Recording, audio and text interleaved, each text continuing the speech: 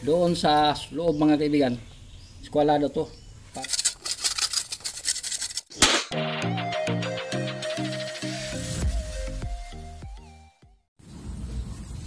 Hello, magandang araw po. Welcome back to my channel. Thank you sa lahat ng ating sumusuporta. Mayroon naman tayong 1,000 plus subscriber. Salamat sa inyong pag-subscribe at pag-view sa ating mga videos mga kaibigan. Ito, ginagawa ko to mga kaibigan para makatulong sa inyo at sa lahat ng gusto matuto.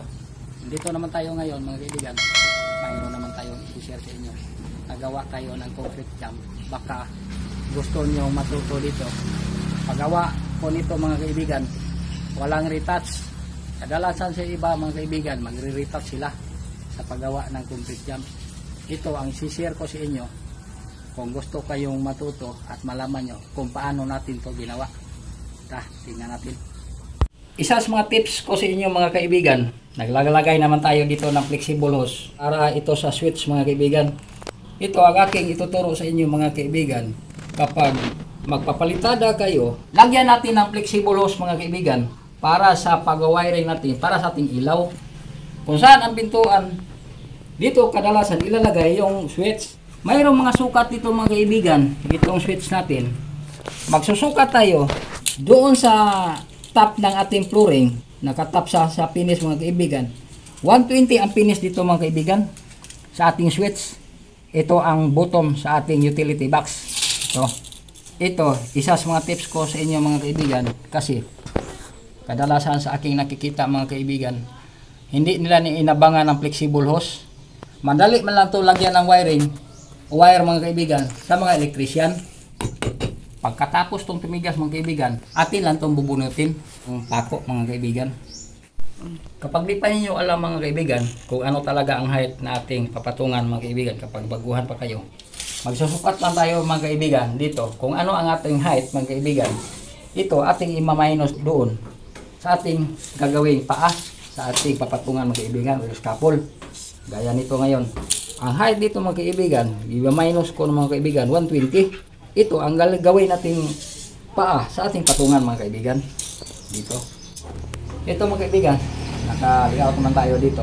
Ang ginagawa natin mga kaibigan dito, concrete window jam mga kaibigan. Hindi ko to i-retouch mga kaibigan. Ito ang abangan niyo mga kaibigan kung ano ang gagawin ko dito. Kadalasan sa iba mga kaibigan, ito lang ang ilang papalitadahan. Pero sa akin, lahat to mga kaibigan, papalitadahan natin. Sabay itong window jam. Sukat natin dito mga kaibigan is 90. Standard to mga kaibigan, 120. Ito ang kadalasan na height sa ating sliding window mga kaibigan, 120. Mayroong nagtanong mga kaibigan, nag-comment sa atin kung ano daw ang gagawin. Hindi masyadong mabitak ang ating palitada kasi sa kanila mga kaibigan nagbitak-bitak. Ang sabi ko doon mga kaibigan, kapag klase ang halo ninyo mga kaibigan sa inyong papalitada, kung mayroong ang bitak dyan, minimal lang siya mga kaibigan. Ito ang tip sa inyo. Kailangan klase ang halo natin at saka babasain natin ng todo mga kaibigan ang ating CHB mga kaibigan. Ang attitude sa simento mga kaibigan, magbitak-bitak siya kapag hindi siya nababasa mga kaibigan. Papalitada na natin, mag-absorb ang CHB ng tubig galing sa ating papalitada. Doon magsimula mga kaibigan, magbitak-bitak siya. Ito mga kaibigan, ituturo ko sa inyo. May nag-comment naman mga isa mga kaibigan, maubos ko na ang pera sa nagpapagawa ng nagpapalitada mga kaibigan kasi 2 sako lang ang ating halo. Nasa sa inyo na yun o ilang sako ang inyong hahaluin. Para sa akin, ito ang aking hinahalo kasi klase ito mga kaibigan. Iwas tayo sa mga ganyang mga pangyayari mga kaibigan, magbitak-bitak at mahirap itong ipiplain kapag magpapalitada tayo, kapag class B mga kaibigan. Ito na mga kaibigan, magsimula na tayo. Papalitadahan natin to lahat. Ito ang aking ituturo sa inyo. Para sa akin mga kaibigan, hindi ako magre-retouch kasi mayroon akong ipakita sa inyo na hindi maganda ang join. Tingnan ng mga kaibigan, lalo na wala pa kayong alam kung ano ang gagawin, mag-join natin. At saka nagko-comment doon sa may beam, sa ginagawa natin beam mga kaibigan, kung ano akalaki ang pako na natin nilagay. Ito mga kaibigan, Ang mga pako natin, nakabaon pa. Ito. Maliit lang to. Mayroon nag-comment natin nga maraming punong kalawang ang ating ginagamit nga pampalitada mga kaibigan. Totoo yun. Kasi hindi man to araw-araw ko ginagamit isang linggo, isang bisis or pangalawa lang to magagamit mga kaibigan. Kasi dito lang to sa bahay natin ginagamit. Pero hindi man to nag-base ito mga kaibigan sa aking gamit. Nag-base to sa aking kaalaman. Shoutout muna tayo sa aking pamangkin na vlogger, Gleser Motovlog. Sana makabisita kayo sa channel niya.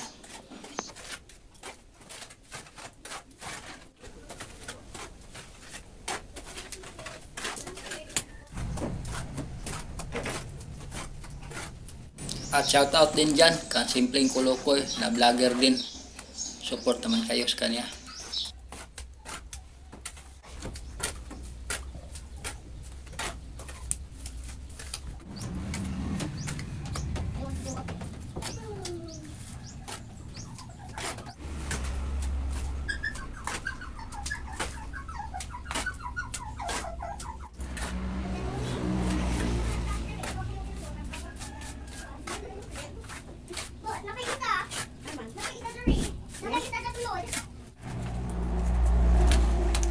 Ganyan lang kaibigan, paglagay, simple lang, di ba?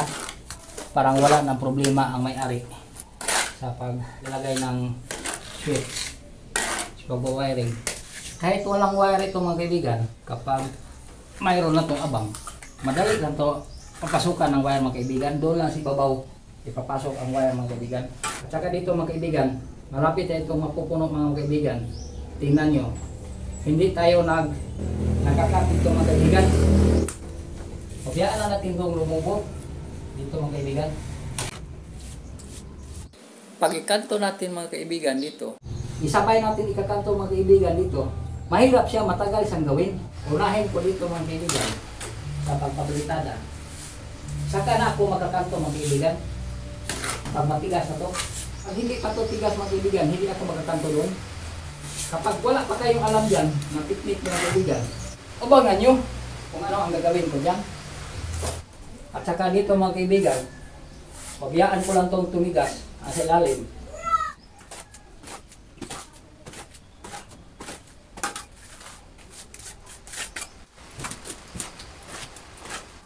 Pabayaan na natin magtumigas to.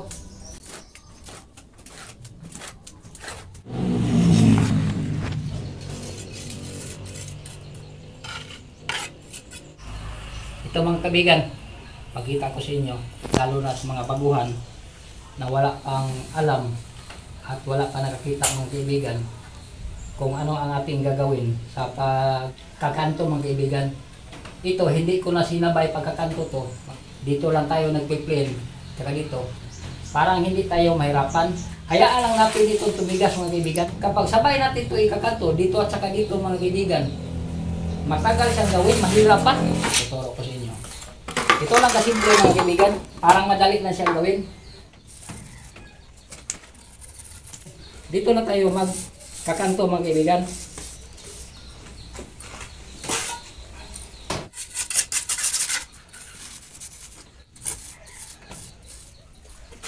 Ito kasi tumigas na to, mas madali na itong gawin.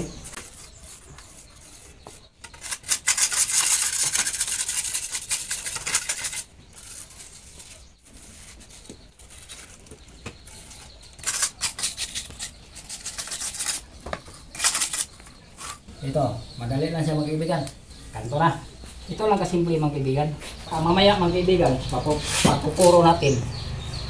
Ituturo ko sa inyo ano ang aking gagawin dito mga kaibigan. Kasi iba-iba ang diskarte dito sa pagpupuro mga kaibigan. Parang walang kalat mga kaibigan. Plain ang ating ginagawang concrete jump mga kaibigan. At saka madali.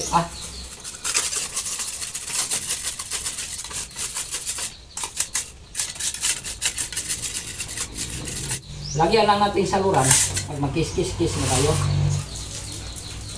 Mas dali lang siyang makanto mga kaibigan.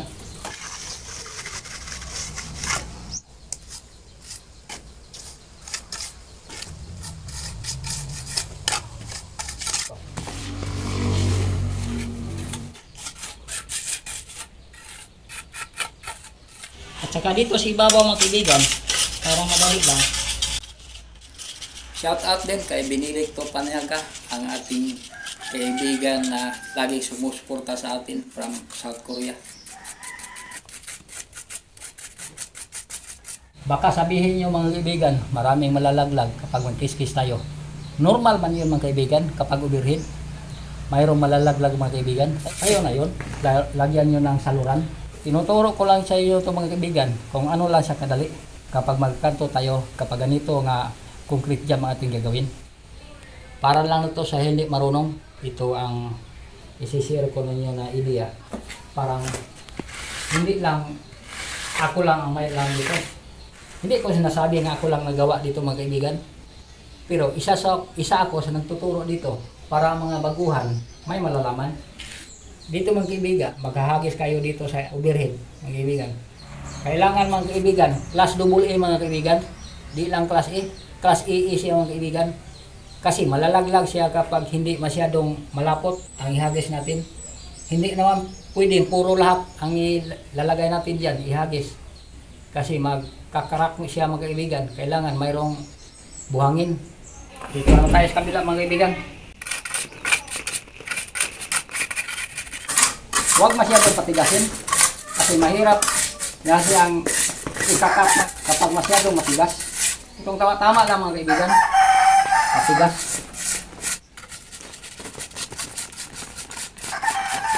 Ito, isa sa isikreto ko sa inyo. Hindi ito eskwalado. Naka-islan to mga kaibigan. Pag tatapal natin dito, hindi tayo mahirapan. Ito mga kaibigan, habang nagpatigas pa tayo dito sa ating kinagantuhan na window dyan mga kaibigan, dito tayo nagpapalitada mga kaibigan. Dito.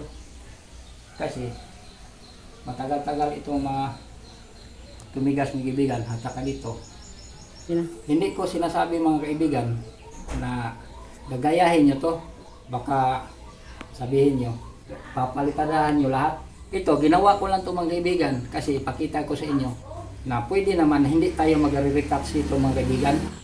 Ito mga kaibigan, ang aking ginawa dito, parang pakyawan to mga kaibigan. Isang linggo mga kaibigan, isang araw lang tayo magtatrabaho o dalawa mga kaibigan. Ito, ipakita ko lang sa inyo kung ano ang tirada mga kaibigan kapag magawa tayo ng concrete jam nga madali lang.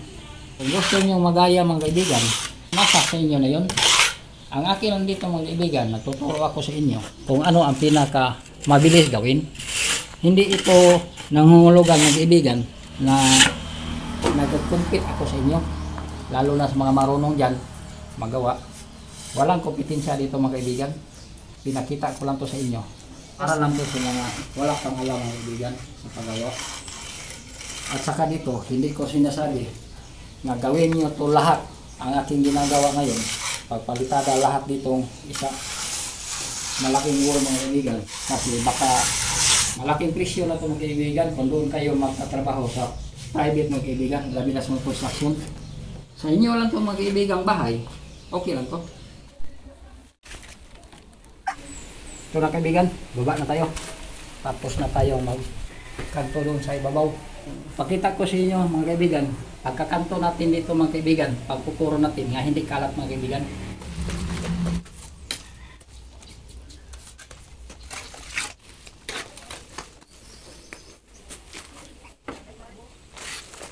Ito mga kaibigan, patigasin natin to para magkakanto tayo mamaya dito. Ito mga kaibigan, magpupuro na tayo dito kasi hapon na. Hindi ko na ipinakita ang buong video. So, pagpalitada natin dito mga kaibigan, mayroon akong video na ina-upload mga kaibigan sa pagpapalitada natin. Ito ang aking lang ipapakita ngayon dito, yung concrete jam kung paano ito natin ginagawa. Sana masundan nyo, magpupuro tayo dito. Kasi kadalasan sa ibang mga kaibigan, hindi ko nagustuhan ang kanilang paglalagay ng puro. Kapag magjujuin tayo mga kaibigan, lumulubo siya. Gaya ng picture na pinakita ko sa inyo. Ito sa ilalim mga kaibigan, basa pa. Kasi magpupuro na tayo. Pupuruhin natin muna dito sa ibabaw. para matigas na ito mga kaibigan pagdating natin sa ilalim. Ito mga kaibigan, ang kadalasan ko ginagawa. Alam ko lahat ito mga kaibigan. Kapag hindi natin mabilisan sa pagpuro mga kaibigan, matutuyo ang ating nilagay na puro sa tungol. Tuturuan ko kayo mga kaibigan sa pagkakanto dito na madali lang. Kapag baguhan pa kayo mga kaibigan, hirapan kayong manganto dito. Ito mga kaibigan, hayaan mo lang mo tigas tong gunti. Huwag mong galawin. Ito mga kaibigan, wala tayong ginamit na maliit na pagantuhan mga kaibigan. Mas madali nagtuntag sa mga kaibigan. Gagamitin. Ito mga kaibigan, tigas ng gunti. O, tingnan nyo. Parang mas hindi kayo mahirapan magkanto mga kaibigan.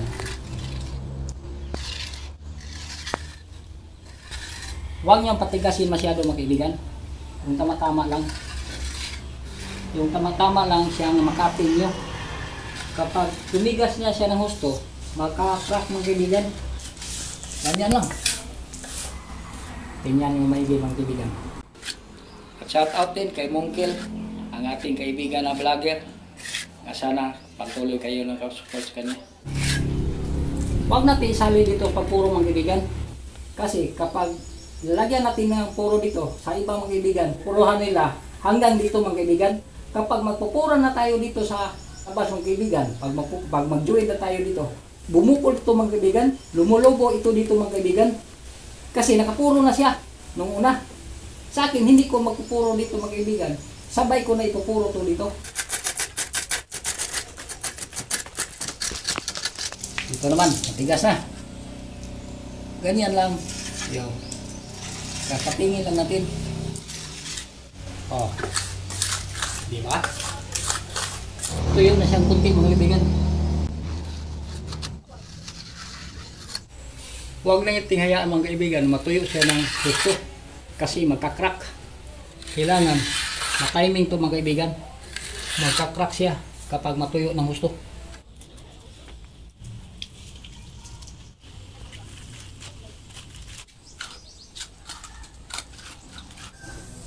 Ito mga kaibigan, kapag matuyo sila ng konti, kakainin natin. Shout out din kay Danny Salvante, ang ating bagong supporter. Ito mga kaibigan, kailangan pantay ang kapal nito, ating puro. So, pwede natin kakainin ito. Hindi masyadong mabasa, hindi masyadong tuyo.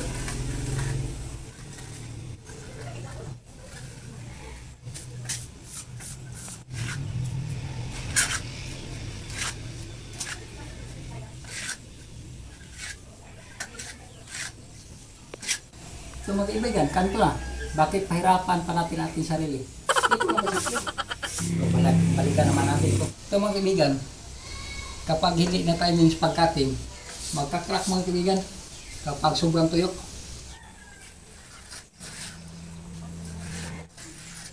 Kapag hindi na kumislap siya mga kaibigan, ang yosminto, nag-change color na siya. Ito ang palatandaan mga kaibigan. Medyo matuyo na siya mga kaibigan. Pwede na siya kakatingin. Saka mga kaibigan, kailangan naka-slide din po mga kaibigan, hindi ko lalo kasi magtatapal pa tayo dito ng puro at saka alok. Kung pwede, kaskasin natin ito mga kaibigan para hindi tayo mahirapan sa pagtalapal. Ito, kapag nasundan nyo ito mga kaibigan, matututo kayo dito mga kaibigan. Mamaya na tayo mag-foam dito mga kaibigan kasi tatapusin muna natin ang wool sa pagpupuro kasi. Ito mga kaibigan, kapag magpupong tayo mga kaibigan, lalo nagkanto mga kaibigan, ganyan lang, parang matulis ang kanto mga kaibigan. Ganyan ang direksyon mga kaibigan.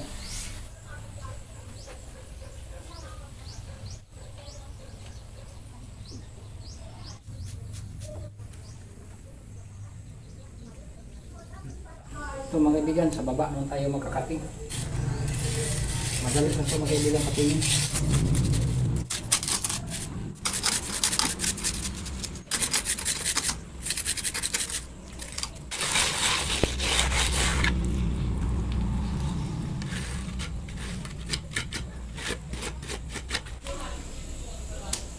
Madali lang yung kanto mga kaibigan. Ganyan lang. Magtuturo naman tayo ngayon. Pagka natuyo ito yung konti. Kasi mabasa pa. 1 week later. Ito na. Dito na tayo sa labas. Nagli-layout na tayo dito. Ang pag-layout natin dito, kapag wala pa kayong alam, eskwelahan na natin dito mga kaibigan. Parang ganito. So, parang makuha natin ang eskwalado dito. At saka andito mga kaibigan, ang pag-eskwela natin dito, parang ganun lang. Parang ma-align, parang hindi to tabingi. Ang ating ginagawang concrete window jamb. At saka ganito, dito sa kabila. Ito lang. Doon sa loob mga kaibigan, eskwalado to. Parang hindi to magtabingi. Pwede naman hindi tayo dito maghulog mga kaibigan. Kasi nakahulog na to doon sa loob. At saka susukatin lang natin kung ano ang kapal dito. Ang kapal dito mga kaibigan, 12 cm to. I-balance natin doon sa ilalim. At saka dito, ang kapal dito, 12 din. I-balance natin doon sa ilalim. Ito na mga kaibigan, maglalagay tayo ng pakuan ng tansi. Kasi kapag dito tayo magpakako kaibigan, mahirap. Ito ang isa sa mga tips ko sa inyo. Kapag magkanto tayo mga kaibigan, lalo na sa mga poste, kailangan lalagyan natin ito mga kaibigan, papakuan. Kapag bukas nito mga kaibigan, matigas na to, hindi tayo mahirapan paglagay ng pako dito mga kaibigan.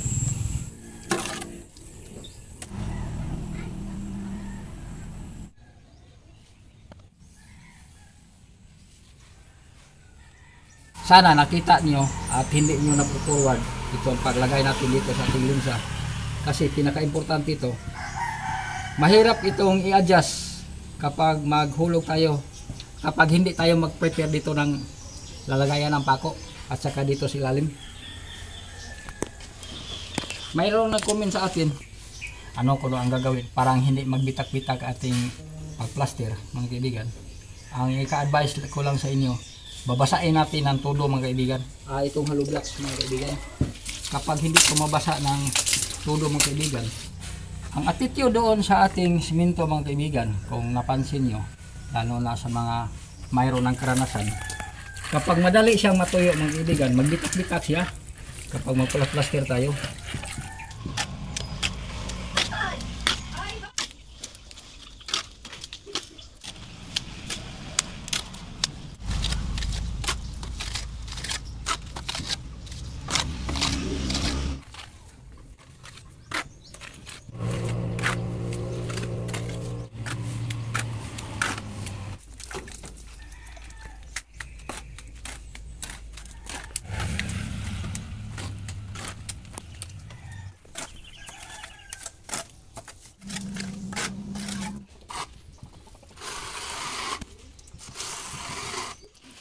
Mr. Rodski TV, shout out sa'yo.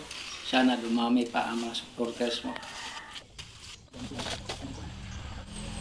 Ito mga kaibigan, ang aking paraan sa pagkakanto. Kapag magrarap ako mga kaibigan ng window jamb, ito ang ating technique mga kaibigan. Parang madali lang sa ikanto. Nakita naman niyo siguro doon sa una nating ginawa. Sana masundan nyo.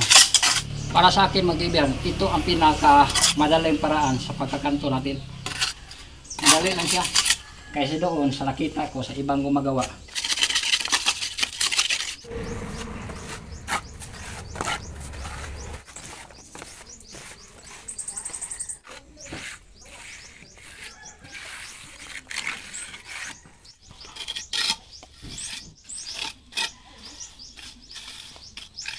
Iwasan natin mga kaibigan, nung umabot dito ang ating pagrarap, ating halo mga kaibigan, ito lumulubo kapag umabot dito.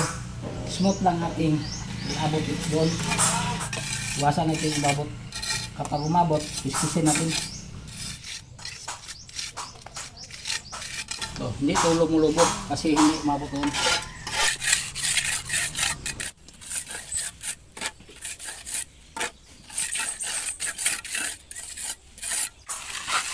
At saka dito mga kaibigan, kadalasan sa nakikita ko mga kaibigan, hindi nila sinasagad yung paglagay ng linsa dito. Ang kanila plastering mga kaibigan, dito lang. Iriritas naman nila dito. Mahirap paglagay stansi mga kaibigan sa kanila. Hindi nila nakalagay ng preparation dito. Nakita naman nyo mga kaibigan. Ito lang kasimple mga kaibigan. Parang pag finishing naman tayo dito sa kabila mga kaibigan. Madali na lang.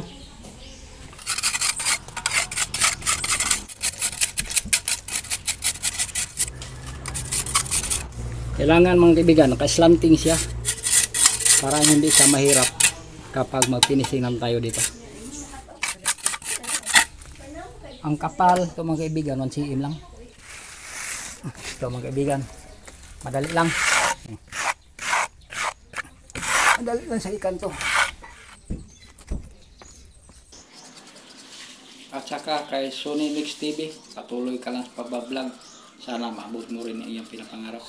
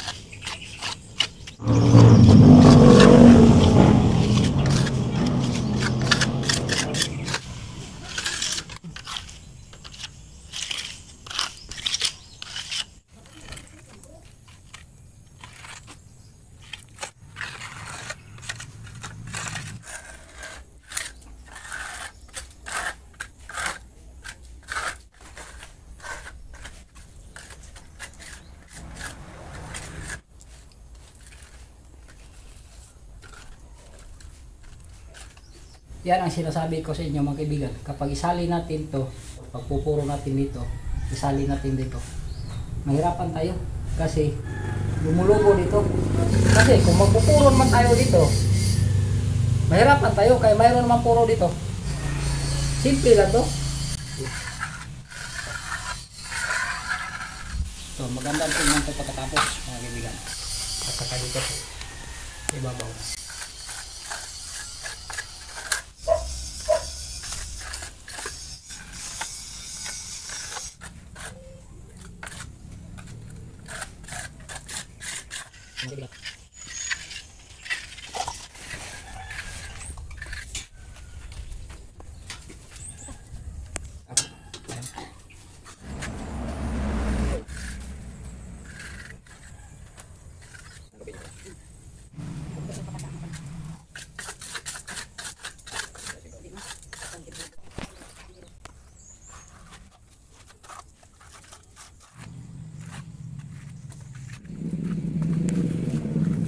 Kapag magkakating tayo dito mga kaibigan, yung hindi masyadong tuyo at saka basa mga kaibigan, yung tama-tama lang.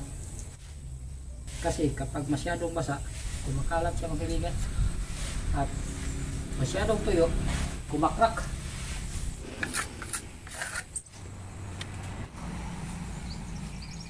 Ang advice ko sa inyo mga kaibigan, subukan lang nyo itong ginagawa ko. Para sa akin mga kaibigan, mas madali to.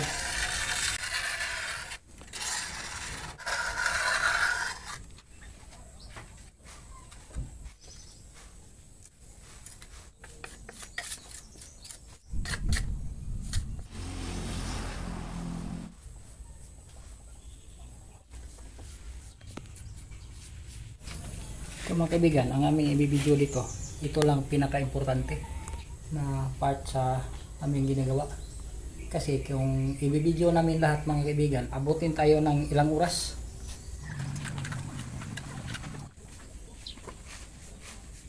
Ito mga kaibigan, pag cutting natin, sobrang tigas na siya.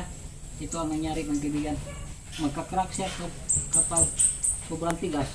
Kailangan timing natin mga kaibigan kung gaano pa siya kalambot at katigas mga kaibigan. Kapag mag-change sa mga kaibigan ang kulay sa ating siminto, Dito na ikakat mga kaibigan. Matimin nyo to mga kaibigan. Madali lang to.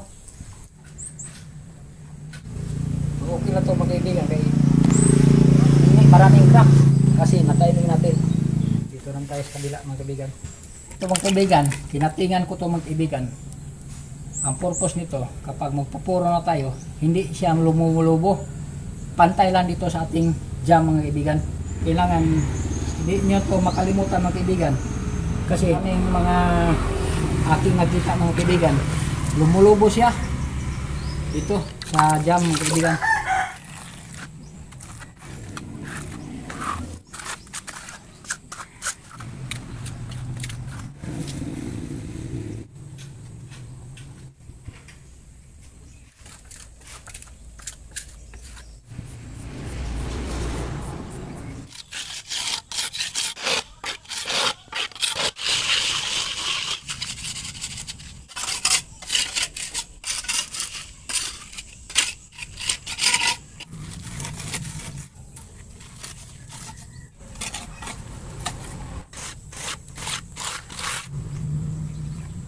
Ito lang yung importanteng bahagi ng ating pagpapalitada mga kaibigan. Ipapakita namin lahat mga kaibigan. Abutin tayo ng ilang oras. Ito na ngayon ang aking finish mga kaibigan. Yan dyan. Sana nagustuhan nyo to. Sana mga kaibigan, mayroon tong ikatutulong.